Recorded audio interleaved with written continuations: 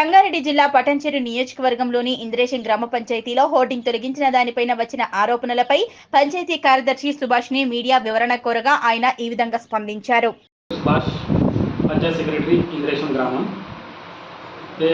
ఇంద్రేశం గ్రామంలో వచ్చేసి ఒక ఎంట్రన్స్ ఆర్చ్ అనేది ఏర్పాటు చేయడం జరిగింది. ఆ ఆర్చ్ వచ్చేసి హెడ్జోన్ సంస్థ వాళ్ళు మా గ్రామ పంచాయతీ ద్వారా పర్మిషన్ తీసుకుని ఏర్పాటు చేయడం జరిగింది. ఇంకా ఆ వర్క్ అనేది పూర్తిగా కాలేదు. కాకపోయినప్పటికీ ఆ ఆర్చ్ పైన ఒక ఫ్లెక్సీ ఏర్పాటు చేయడం జరిగింది. గ్రామ నివాసి అయినటువంటి బండి శంకర్ గారు ఏర్పాటు చేశారు. ఆ ఫ్లెక్సీ ఏర్పాటు విషయం పైన గ్రామస్తులు గ్రామ పంచాయతీ కార్యాలయంకి వచ్చి ప్రశ్నించగా మేము అట్టి ఆర్చ్ యజమానిని కోరగా ఈ రకంగా ఫ్లెక్సీ ఏర్పాటు చేసారు, దీనికి మీ అనుమతి ద్వారా పెట్టిరా లేకుంటే డైరెక్ట్ పెట్టిరా అని అడగగా సదరు యజమాని వచ్చేసి మాకు ఎటువంటి సమాచారం ఇవ్వకుండా మాకు తెలియకుండా పైన ఏర్పాటు చేయడం జరిగింది, దాన్ని మేమే స్వచ్ఛందంగా తొలగిస్తామని వారు నాకు సమాధానం చెప్పడం జరిగింది. నేను అదే సమాధానం నన్ను ప్రశ్నించిన వారికి చెప్పడం జరిగింది. తర్వాత ఒక 5 రోజుల తర్వాత అటు యజమాని ఆ ఫ్లెక్సీని తొలగించింది. ఆ యజమానికి తెలియకుండా ఈయన ఫ్లెక్సీ ఏర్పాటు చేయడంతో ఏర్పాటు చేసిన వారికి తెలియకుండా యజమాన్యం వారు ఫ్లెక్సీని తొలగించడం జరిగింది. అంతేగాని ఇందులో నాది కానీ గ్రామ పంచాయతీ కానీ ఎటువంటి సంబంధం లేదు.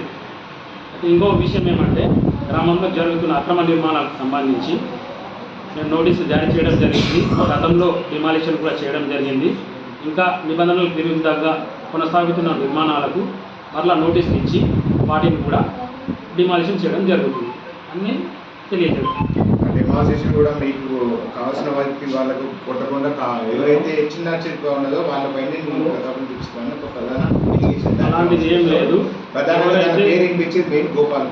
గోపాల్ అని లేదు, ఇంకెవరని కూడా లేదు. ఎవరిదైనా సరే గోపాల్ అని కాకుండా గోపాల్ అని కొట్టలేదు అని కాదు, ఎవరిదైనా సరే ఖచ్చితంగా డిమాలిషన్ చేయడం జరుగుతుంది.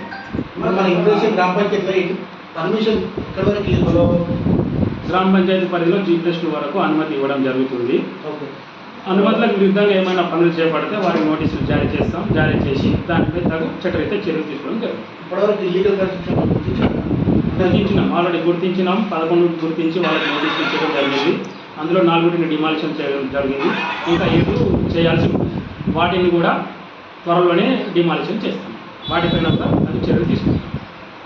ఇంకా ఎవరైనా చేపడితే కూడా ఇక నుంచి కాదంటే హైడ్రా ఫిర్యాదు చేసి హైడ్రా ద్వారా కూడా చర్యలు తీసుకునేటట్టు మేము ప్రతిపాదన చేస్తాం.